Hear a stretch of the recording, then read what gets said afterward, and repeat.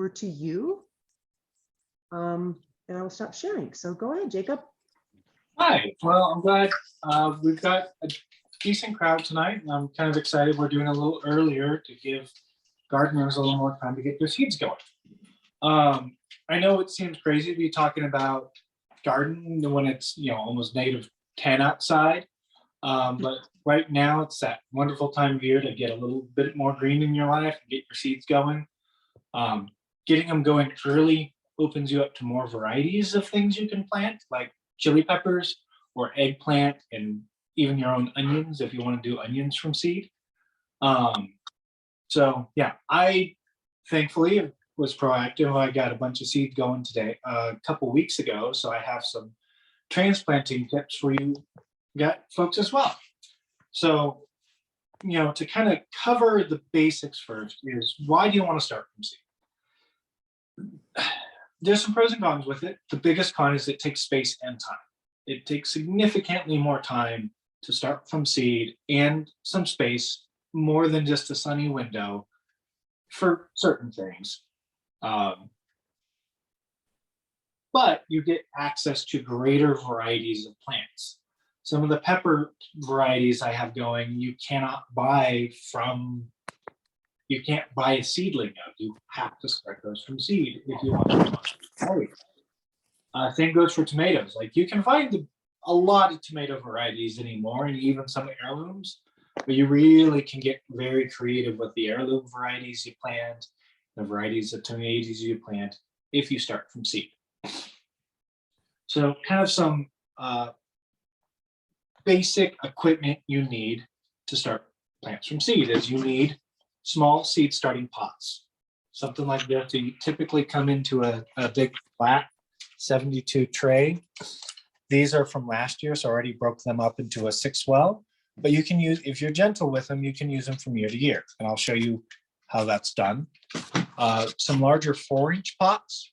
You can go straight from your 1-inchers to your 4-inchers when you transplant. I'll show you that later. But with this, you can, and this, you won't need to go any larger than. This is big enough where your plant will be a nice, healthy size and not too root bound by the time you put it in your garden, depending on when you start it. I do want to talk about these for a moment. These are those little pellets that you see in the stores. They're those like little cocoa core pellets for seed starting that you drop in a tray and they expand when you get them wet. I generally don't care for these. They stay a little too moist and can cause your seeds to rot. I've not had the best of luck with these.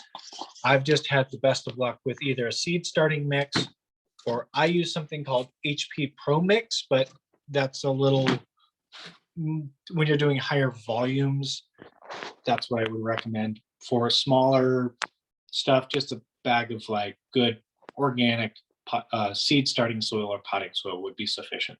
Just make sure it doesn't have too many fertilizers in it if you're starting from seed. Other basic equipment is a grow light. This is one I picked off of Amazon. That's just a big light bulb, and it works well enough. It's not the best, but you can pick these up for like $15 to $20. The better option is a little LED panel like this. It's about 1 by 1. You can get a pretty good one of these. Will do a whole 72 well tray and about 9 4-inch pots. You can get them for, last I looked, $30 to $40 on Amazon, and these are very good. They're that typical purple grow light. They do well for when you're starting from seed. I've had very good luck with these. I haven't had the best of luck with those T5 fluorescent bulbs, so I don't have any to show you. You can use those. Those are the classic historical grow light people use. But I haven't, like I said, I have not had the best of luck with using that type of grow light. I like the LEDs. You can get them for a reasonable cost anymore. If you have an extremely sunny window, I mean south facing, 8 hours of direct sunlight a day, you probably can use a sunny window. But for most garden plants, a sunny window doesn't provide enough good sunlight for healthy plants. You'll get long, stringy plants that are reaching, trying to climb towards the sun. And I have some tips and tricks to help prevent that. But having a good grow light, providing sufficient light for the plant, is a great way to start. So one recommendation for if you're reusing pots from year to year is sometimes you can get seeds or plants that have viruses on them, and that can cause your plant to die or long-term garden issues. I've had some issues with that myself. It's just part of the game. You can wash these with some warm, cold, cool, soapy water, and then if you bleach them over for 24 hours, that should sterilize your pots safe again for use. Once again, it's only if you're having what you suspect to be some sort of plant virus, like a mosaic virus is killing your tomatoes, and you know that came from your seeds. But it's good plant hygiene to do that in general. So seeds, the types of seeds you can go in right now. It's a little bit too late for onions. Onions really need about 12 weeks to start make a good onion set. So I just recommend buying those from set. But you still can do peppers. Today I'm going to do shishito peppers, show you how to get these guys going. But you can also do, this time of year, you can do a whole variety of things if you want. Peppers are the big ones right now, is the ones you would want to start. And these are just an example of some of the ones I have started already that I'll show you how to transplant later. Things you don't necessarily need to start from seed include lettuce. This stuff comes up so fast that unless you want a bed of microgreens in your window or something like that, you don't need to start lettuce from seed directly. You can also do your tomatoes and tomatillos. I'm not going to start mine till mid-March, mid to late March at the soonest. They only need about 4 to 8 weeks to get a good healthy plant going. I do have some tomatoes going, but they're an experiment. I will show you how to transplant a tomato since I do have some tomato starts going, but those are just an experiment. I do not recommend starting tomatoes now.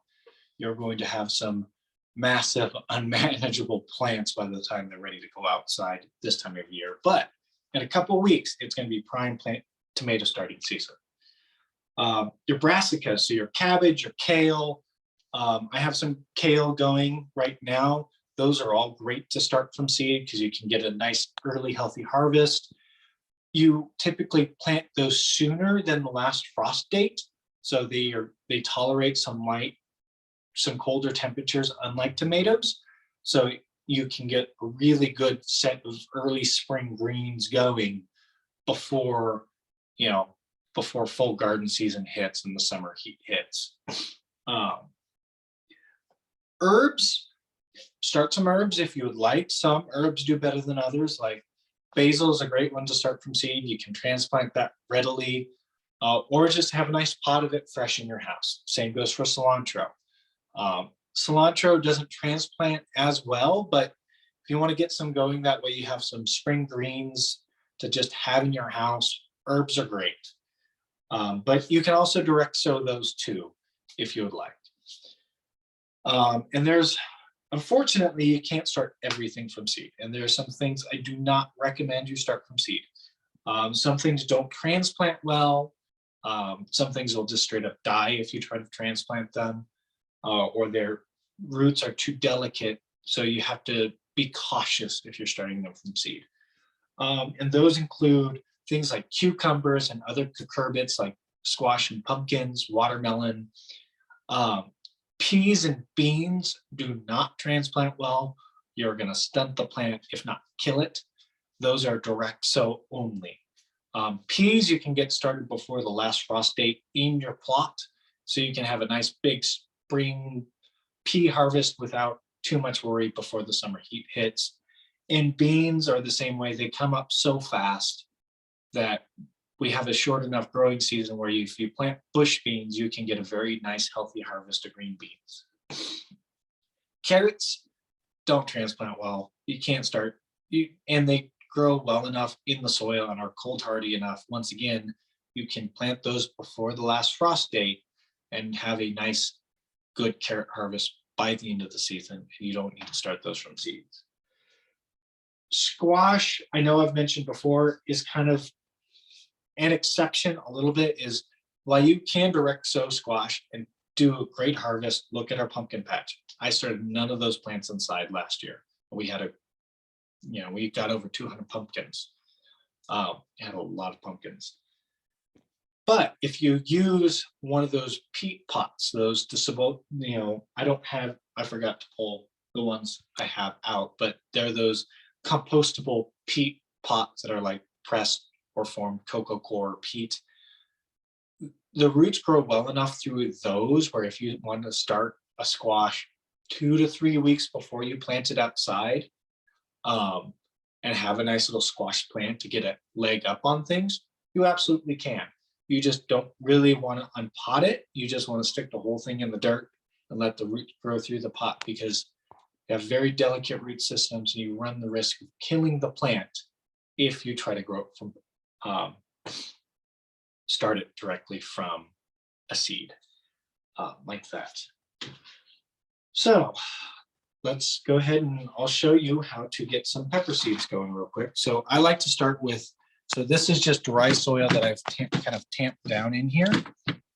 I'll water it just a little bit to get it kind of nice and wet and moist. Don't want it too moist, but you want it to have, it's a balance. You don't want it to be like swampy, soggy.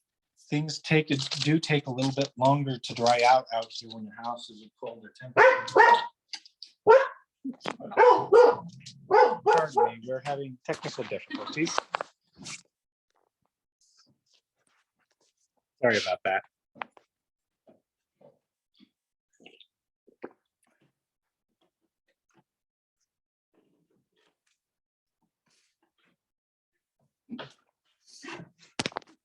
All right.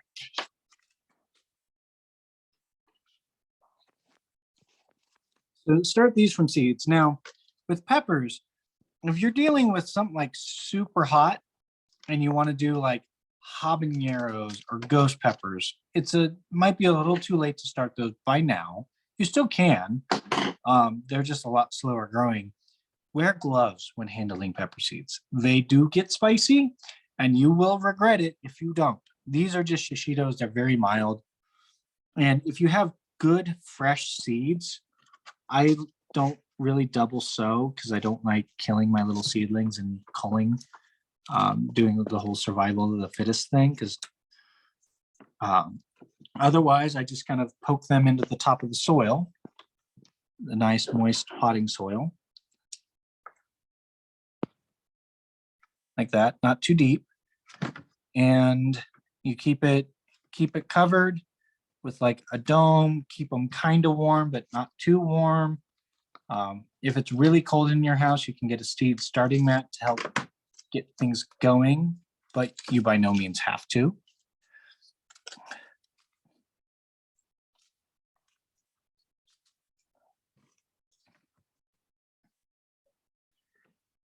You also want to choose kind of the healthiest looking seed. So all of that one here, this one here, I won't necessarily plant. It's not the best looking seed, but these ones here look really good. So I will make sure one of those makes it in.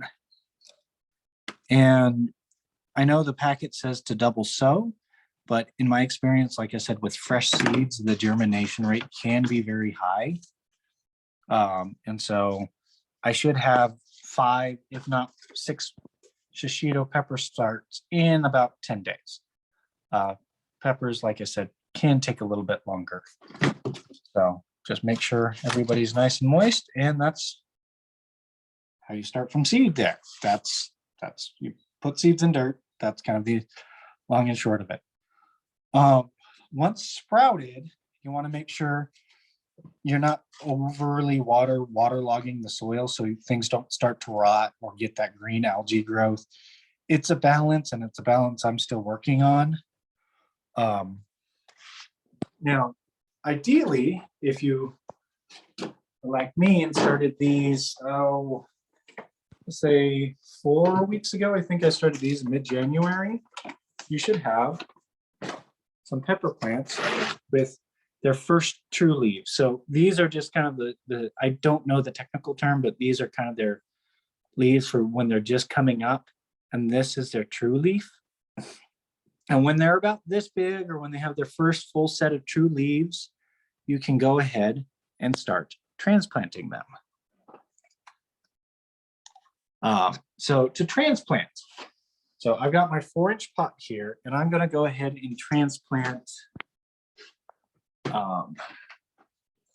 one of these guys. These guys are looking really good. So these are called Sugar Rush peach peppers. I've never grown them before, so it should be fun to try. So these are all chili peppers. Some of these were older seeds, so I didn't have the best germination rate. You can see a tomato right here that I'll show you how to transplant next. And these guys are eggplant. Eggplant is also a slower growing thing, so you want to kind of get them going a little sooner. So, but I'll show you how to transplant this guy and what I recommend. So when you're transplanting something, you can add a little bit of solid fertilizer to the soil, but you don't really want to transplant into dry soil because you might shock the little plant. So just kind of get it good and wet. Once again, you know, you don't want anything too moist, too wet, but you know, you can even just mix it in a bucket ahead of time, and so you just have nice moist soil you're putting in the pot. Just make sure not to compact it too much. In this case, I'm just gonna get my fingers all dirty, and you know, you can wear gloves, but when you're working with seeds and some of these more delicate guys, I just like to bare hand it. If you're using a good soil starting medium, there shouldn't be too many issues. Like I said, I like to have the fine dexterity. So I made a little well, you can kind of see. So I made a little well. And then for here, kind of tip the pot on its side. Oh, got a root poking out right here. And you can kind of just work it, squeeze it gently. Just kind of get it to come out very carefully. And there you go. I know it seems like I'm being a little rough with it. These guys don't mind their roots being messed with so much, so I kind of brush some of the older soil away. And then carefully, just kind of make sure the base of the plant, unlike tomatoes, peppers don't like being buried deep. So they like to be buried with their roots, kind of the ball of the plant, just at the base. And you kind of tamp that down a little bit. And that's how you transplant pepper. I've got quite a few more to transplant, but I'll show you tomatoes next. Tomatoes are a little different because, like you said, peppers don't like being buried deep, where tomatoes do like that. They like having part of their stems buried. So I will go ahead and put this guy back and move on to tomato. Now, and this is what happens when you ignore some and they get a little too dried out. He got a little sad and died. That's my bad. This is just kale. Kale with a tomato mixed in. I just kind of had an afterthought of trying to experiment. So we have tomatoes to show you. Once again, just kind of put some good water over the soil.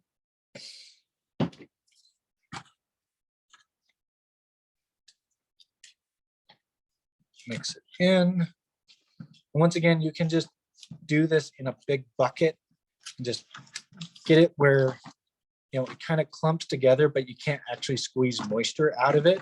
Just kind of nice and damp, but not like sopping wet. And once again, you dig a little hole. And same thing for the tomato, but this guy is going to be a little bit different since it's got some companions with it. So gently get this guy out of there. Since there's companions, what I'll try to do, I can.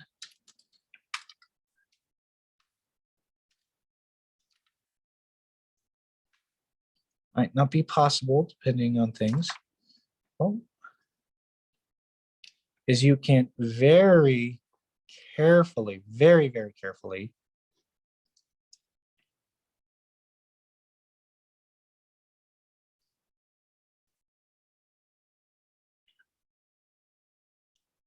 separate them.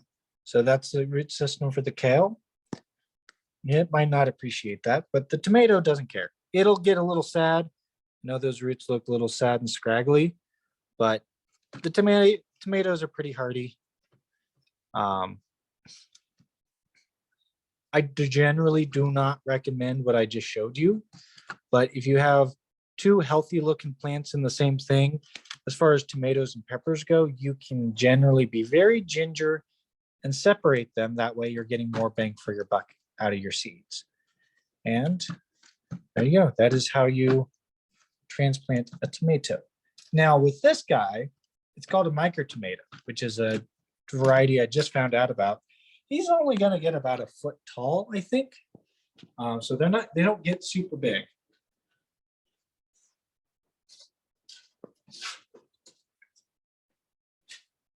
Just grabbing a bit more soil.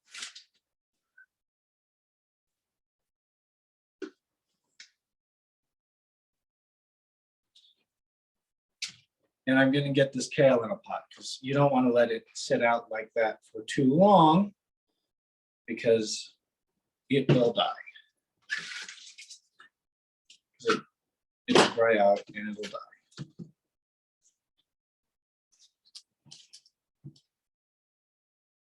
So other kind of tips and tricks I have found out over the years, having a good, like I said, a good light source. I'm just going to stuff this guy in here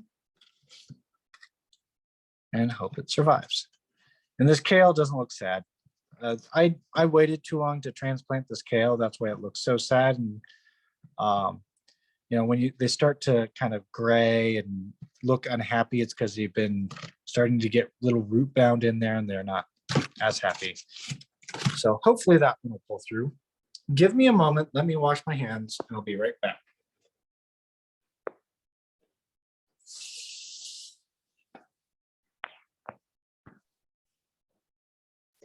I hope some of you are writing down questions as he goes, and I know we'll have a chance to ask Jacob some questions or anything you were wondering about. Yeah, I will have time for questions here soon. I just want to get some tips and tricks real quick. I was just prepping him while you're washing your hands. We have, so another way to prevent, I mentioned if you don't have a good light source, how your plants can get long and stringy, is having a fan indirectly below over them to provide some air current. We're just kind of brushing the tops of them and the tops of your plants can help provide that natural airflow that makes their stems a little stronger. When it comes time to planting these outside, you don't want to just take them inside your nice air-conditioned house and just chuck them out in your garden. Your plant's going to have a bad time. It'll probably survive. It might not. What you want to do is just slowly over the course of a week, 2 weeks, if you can on warm sunny days, put your plant outside first in the shade for like an hour to 2 hours. And then every day expose it, keep it out there a little bit longer, It's called hardening off. So you're getting the plant used to being outside in the heat, the cold, the conditions. Just make sure it's nice spring days where there's no chance of frost because you don't want all your hard work to die. You can fertilize plants when they're this small, but use like half strength fertilizer and use like a nice organic liquid fertilizer. I don't recommend using fish emulsion in the house because even the unscented stuff still has a bit of a gnarly odor to it. A good like all-purpose like 555 fertilizer is great. For something like pepper, something with a higher calcium and magnesium also is fantastic. Making sure they have the nutrients they need is how you start with good, big, strong, healthy plants and bigger garden and a better harvest. Once you have them in this stage, I recommend fertilizing weekly, about every 2 weeks, or every couple of waterings, not every other. That can be a little too rich on your little plant, but every other water or every 2 weeks is about a good time to fertilize. That's also when I fertilize my garden, is every 2 weeks or as kind of as needed if I feel like it needs it. But every 2 weeks is a good place to start.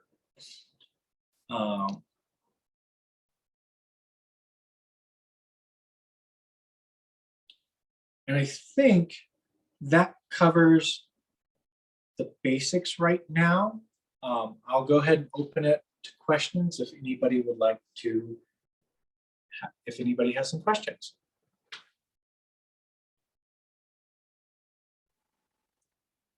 I do. Will you show us how deep you planted the tomato?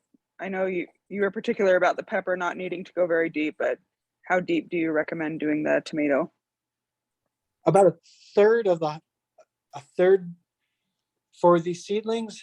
About a third of the plant can be underground, can be in the soil. A third of the stem, I would say, for your tomato.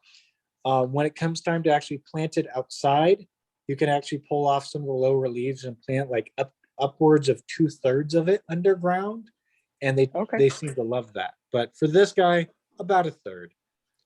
Okay.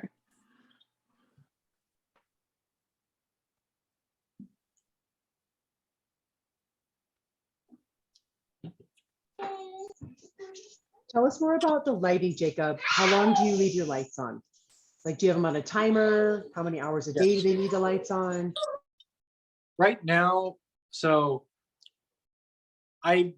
each plant is different and each plant likes a different light cycle. I generally leave mine on for, right now I have it on for 18 hours. That's a bit long. You can do as low as 12, but I recommend at least 12 hours.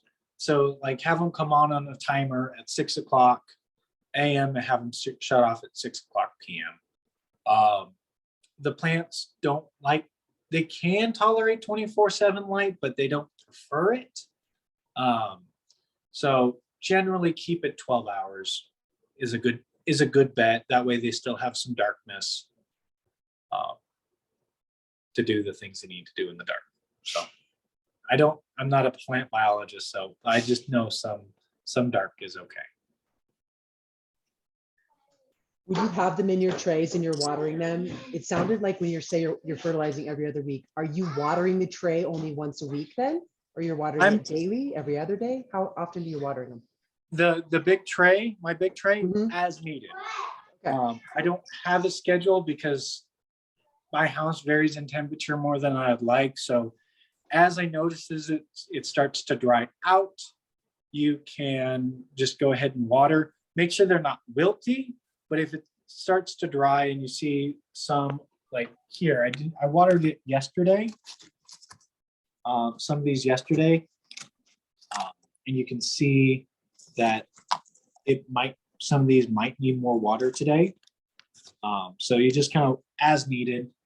And as the plants get bigger, they're going to uptake more moisture and you're going to have to water them more often. If you're having to water a plant a big plant every single day and it still seems wilty, there's a good chance that the plant is root bound and will need to be upsized to a bigger pot. So yeah, because bigger plants use more water than smaller plants, and so it can have vary on soil moisture. So I don't have a set schedule for watering seedlings, just as needed. And I should mention, I use one of these domes to cover them and protect them while they're going just over the plant. And these are pretty nice because they have adjustable vents. So when you want more moisture and you want to have it retain more heat, you can cover the vents. And then you don't have to water as often when there's just seeds in the ground. But as you get bigger plants, you can kind of adjust the moisture level as needed with the vent. and make sure your plant is now getting good airflow. That way it has enough airflow to get what it needs, the CO2 from the air as well. So how long do you leave the domes on? At what point? Like when they emerge, or do you leave them on when they're plants? I've been keeping the dome on even when they're up to this size right now, but I have a very high dome and I'm not hitting the top of it yet. Okay. Just like when you're hardening off your plants for going outside, you don't want to just suddenly pull the dome off, because even with the vents fully open, it still has a bit more moisture in there. So you kind of want to, I slowly like prop it up on pencils or use some other trick to make sure I'm not going to just shock the plant and cause them to shrivel up when I pull the dome off. I've seen that happen, particularly with like things like kale. It doesn't like sudden changes in humidity and can get a little bit mad.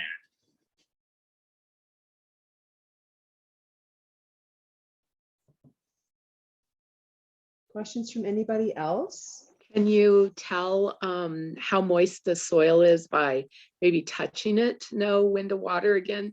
Because I tend to wait until I see some droop and probably stress my plants a lot.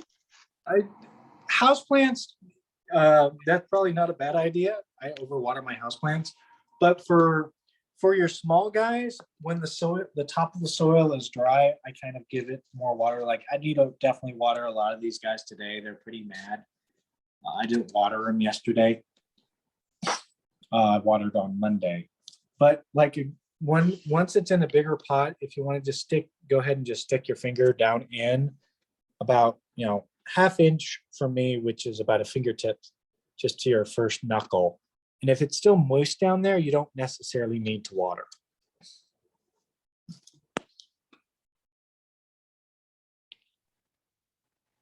Is there a particular seed starting soil or potting soil that you recommend, or what do you use? I use this stuff. It comes in a 3.1 cubic foot bale, which is a lot of potting soil. It is definitely overkill for most people. One of these will last me an entire season, but I container garden pretty heavy at my house, so that includes doing big 12-inch to 14-inch containers. It is a lot of soil, and that one of those bales runs about $80. But using something like the Black Gold seed starting mix in a much more reasonably sized container, one of the small bags, will work just fine. I like the HP. That's what professional grows and use a lot of time. More cannabis grows, but it works great for seeds. So that's generally what I get. But by no means do I expect everybody to get that. Something, low in nutrients, but still good porosity. What I would shy away from are your super cheap bargain bin potting soils, because a lot of those can have styrofoam in them. So this white you're seeing in the soil is a mineral called perlite. It's kind of it helps modulate the moisture. Well, in the super cheap potting soils, they'll change that out for styrofoam beads. So I recommend against like the 99-cent store bargain bin Miracle-Gro type potting soils and get an organic one. Since we are an organic community garden, I do recommend. Plan everything out. I mean, you got to weigh your pros and cons of it. You just can't say, oh yeah, this is what I want to do and this is how much it's going to be. Sorry about that. I hit the mute. I don't know what happened. Yeah, I mean, you can get things going for, a pack of trays like this. This was a 72 well tray. The tray and the lid and everything, probably $15. You can get it good. You can get a lot of seasons out of this. And this is a lot of plants. If you plan out one of these well, this will be more than sufficient for a single like 12 by 12 in-ground plot, depending on what you're planting. I plant heavy because I like plants, and I tend to go a little, I'll have 20 to 30 pepper plants on my back porch because that's what I like to do. So one of these trays, $10 to $15. Each pack of seeds is about $4 to $5, and a grow light is 40 or 50. So you can get a good season's worth of plants for $100, not counting your labor and the minor electric cost. But I would say, which if you're planting enough, that definitely justifies the cost versus paying $4 to $5 per plant in Home Depot, or $7 to $8 at Hector's. So, it's definitely economical and worth it. You just got to kind of evaluate how much you want to spend. And yes. Can you use egg cartons? You probably can use like the paper egg cartons to get your seeds going. I would not want to use the styrofoam ones, or even the hard plastic ones would be okay. You just might want to poke a couple drainage holes to get them going. So if you want to repurpose some egg cartons, that would work too. And maybe the paper ones? I like to use toilet paper rolls and cut them and make a little squared off bottom. And I usually remove them before I plant. I just get them wet and take off you can plant them with it, but to me, I didn't want to chance it. So That would be a good way to start a lot of little lettuce plugs. I like that. I like recycling, so. Yeah. And I know I've got a lot of plastic here, but I'll get 3 or 4 seasons out of one thing, like one of these trays. So I don't mind using something like this, but I do a lot of, I plant a lot of seeds. I have that too, and I've been saving like margarine well, not margarine, they don't call it that anymore, but like, better than butter or whatever, the natural spreads. Those are really nice 4-inch pots, and have to buy them anyway, so.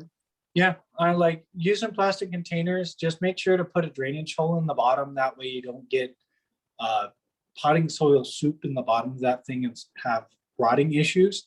But if you want to repurpose yogurt containers or whatever, by all means, like, the plant doesn't care. I just happen to have a bunch of these around still, so I still use these. But yeah, yogurt containers, whatever you'd want to recycle or have around, just make sure it's clean and make sure it has a drain hole.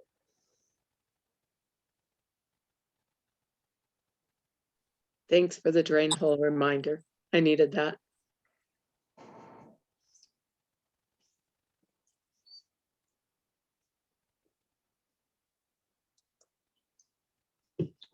Does anyone have any other questions for Jacob?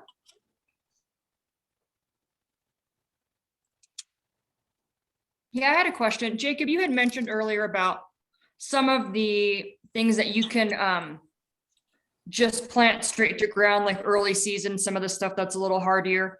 Would it be wise just to be on the safe side to maybe do like hoops and tarps and like some hay on the ground and stuff to help insulate, just in case we get nights that are colder than we expected?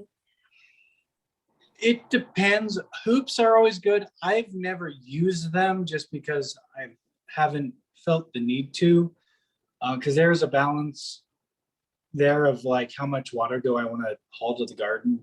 As far as hay goes, I always recommend putting a nice layer of hay over your plot as a weed barrier and to help just keep moisture in your soil for longer. So I always put hay over regardless of the temperature outside, just because it's a great thing to help keep your garden from drying out, especially in the summer heat out here in Colorado. But yeah, those would probably work just fine. Just remember, peas like to climb. So I've had it snow and my peas are poking up through the snow and they didn't seem to care. So Once again, the back of the seed packet will give you more specifics for that variety.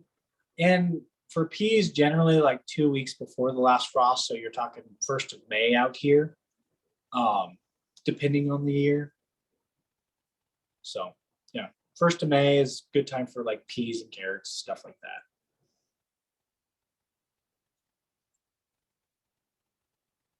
And if you use a hoop house, you might be able to bump that into some of the last weeks of April.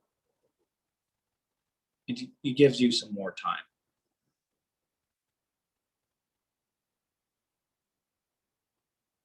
Have you tried Wall of Waters? I bought some, but then I got kind of freaked out about how to actually set them up. What is it? Like Wall of Waters, have you ever seen those? Oh, those Wall of Waters. Yeah, I've never been willing to push it enough to use those Wall of Waters. I know people that, we had last May, we had a pretty bad cold snap. I just didn't worry. I worried about it, but I didn't do anything about it, and my plants were just fine. Tomatoes are a little more temperamental. I think I did bring my pepper plants inside, but if it gets to the 40s, tomatoes get unhappy. So in those cases, those Wall of Waters would be probably advisable. But if you're making sure to plant like June 1st, should be fine. And that's about when I got my plants in last year. And I had a great tomato harvest, but I started with good, big, healthy plants. So. Thank you. I know last year when I started seeds, I did not account for having to size up the pots. And so I filled all my trays and I filled all my shelves. And then as the plants got big, I was like, oh, I needed more shelves. So account for that everything will need to size up. Yeah. You think, oh, that, this little 1-inch pot, and I've got two twins here that I'll actually separate out very carefully. These are, I believe these are sweets. These are Scotch bonnets. So they definitely grow a little more slowly. And up here, if you want to see, these were some older seeds. This is a temperamental variety. And these are some older seeds I tried to plant up here. I got a lot less germination rate. You can't plant older seeds, like 1, 2, 3 seasons old. Just expect to take a hit with how many plants you get out of them. It can also vary by variety too. So, fresh seeds are definitely better, whereas the older ones don't do nearly as well. So just to clarify for the peppers and tomatoes, when you're sizing up to the 4-inch to a bigger pot from the seedlings, that you just said once it gets the 2 sets of leaves. So it's okay. Yeah. So this guy's got its true leaves. These are the kind of the initial like seed leaves. These are its true leaves. And for the tomato, it's got its kind of true leaves. It's got a bunch of true leaves on it, but tomatoes are a little different. That's, if this was a different tomato variety, the seedling would have been root bound already. They pop up in like a week, whereas the peppers take a lot longer. So you only have your tomatoes in your little seedling trays for like a week? These are the same age. I would 3 or 4 weeks, 3 weeks, generally speaking. But that one's a different variety. This is called a micro tomato. So he's only going to get a foot tall. I saw the variety in Sprouts. I bought one. It died. I saved the seeds and I planted them from the tomato. So he's only going to get about this big. So this one's kind of special. I just made sure to start some tomatoes so I could show people how to start tomatoes. It's probably going to live in my grow tent. So I get tomatoes year round. That's awesome. So, And as far as grow tents go, you don't need a grow tent to get seeds going. Like I said, just a nice spot in your house or apartment where you have the space, and knowing that they're going to get a lot bigger is fine. If you want to get a grow tent, more power to you, but you by no means have to. It is not required to start seeds. To have healthy plants to put in your garden. So for some of the other varieties, whether it's cabbage or kale or herbs or something, when would you recommend moving them from seedling to a bigger plant or to a bigger pot? You know, this kale here, I've definitely let it sit for too long. It's a little stringy, it's scraggly, it's a little unhappy. I will probably transplant what I can out of there. So you would have done it earlier. I would have done it earlier. Once again, Okay. generally speaking, when it gets its first set of true leaves, like my eggplant here, which needs some water, It's ready These to are- be transplanted. this is ready to be transplanted too. Okay. Because it has its, you know, leaves when it pops out of the seed, and it's got its first set of true leaves on all of these. And you can see this is a little sad. So most of my peppers here are, I would say, ready to be transplanted, even though they're really small. You want to make sure to transplant them before they get root bound. Okay. Awesome.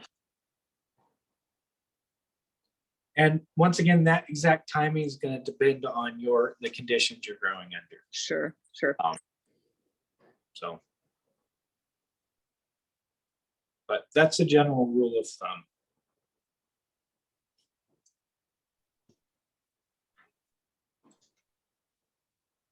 Well, I will say if anyone is inspired to start some seeds and they don't have any yet, the Sunshine Garden definitely has some left over from last season that are still absolutely viable. So if you're interested in any seeds, please let me know. Be happy to arrange for you to come and grab some. Yeah. And most of the home and garden stores, Lowe's, Home Depot, Ector's, whatever nursery, have or even I've seen seeds in Sprouts if you want to purchase some other varieties, and they're generally in stock right now. In another couple of weeks, I'm sure that's going to change. So if you want to get some going, make sure to get them sooner rather than later, because if we had the popularity that we've had the last couple of years, seeds get pretty hard to find come mid-March, April.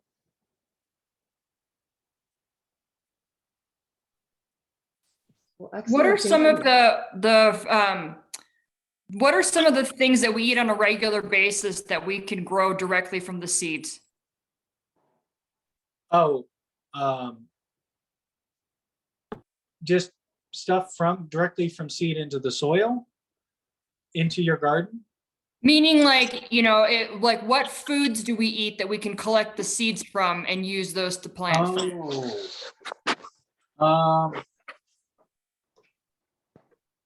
I've done bell pepper. I've actually, if you get a big yellow bell pepper and you can collect the seeds from that and put it in the soil, I've done that. I actually grew quite a few of them last year and they came out great. I generally just kind of wrap them up in a little paper towel, but these are some of the commercial bell pepper seeds I've harvested last year. They weren't super viable for this year for me, but you can do bell peppers. If you want to have some fun house plants, you can do dragon fruit. I've got some dragon fruit seeds I'm going to start in some cactus soil. So you can do things like dragon fruit. Not that that grows out here that well, but it's fun. I would not recommend doing tomatoes. Some of the varieties, the seeds might not be viable in, and just because you have collected, say, heirloom Cherokee purple tomato seeds, doesn't mean you're going to get a Cherokee purple out of it. Same with other varieties of hot peppers that might be grown in close variety with one another. Bell peppers are generally a safe bet.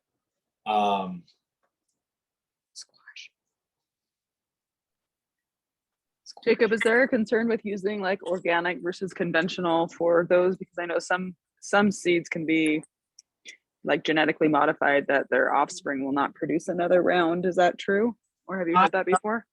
I am not going to get into genetic modification here and Okay. that rabbit hole. You're more than Fair welcome. enough. Another, Jenny so kindly pointed out, another thing you can easily collect the seeds from is squash. I've done a lot of squash from seeds from my previous squash I have grown. Depending where it came from and how it pollinated, you might not get the squash you were expecting out of it, but you can absolutely harvest squash seeds and get those going again. So, because I've definitely had some acorn squash crossbreed with zucchini. I've also had spaghetti squash crossbreed with zucchini.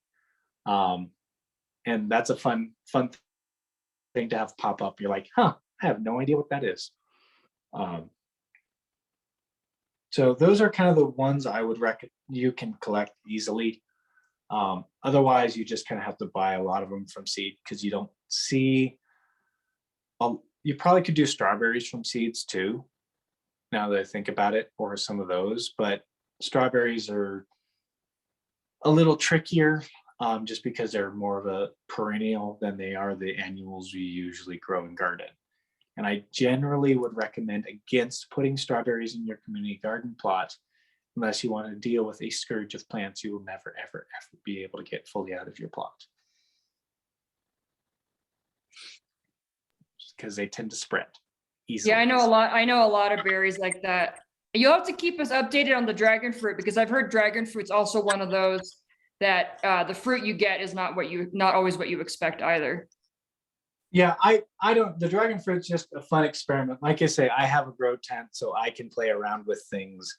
I just saw it on like TikTok and I thought I'd give it a try. So why not? But yeah, dragon fruit, that one's going to be different. I have no idea what to expect. So I don't know if it'll even work. So the internet tells me it should, doesn't mean it does. Well, we can't wait to see. We can't wait to see. Yeah, I'll definitely take pictures and I'll show them off that they grow. I didn't realize they grew their cactuses. I was not expecting that when I first came across starting them from seed. So. Yeah. Well, Jacob, thank you so much. I do just kind of want to end and remind everyone this was sponsored by Sunshine Community Garden. Jacob is one of our garden members and we appreciate his time and energy he gives to the garden every year. We do have plots available. So if you or anyone you know is interested in a plot, please do reach out to me. I will send out a recording to everyone. And we appreciate the lovely camera work by Miss Ginny this evening. I really appreciate it. Jacob, your time and expertise as always is much appreciated. So thank you all for joining us this evening. Happy gardening. Yeah, good luck everybody. Thank you so much. Thanks so much.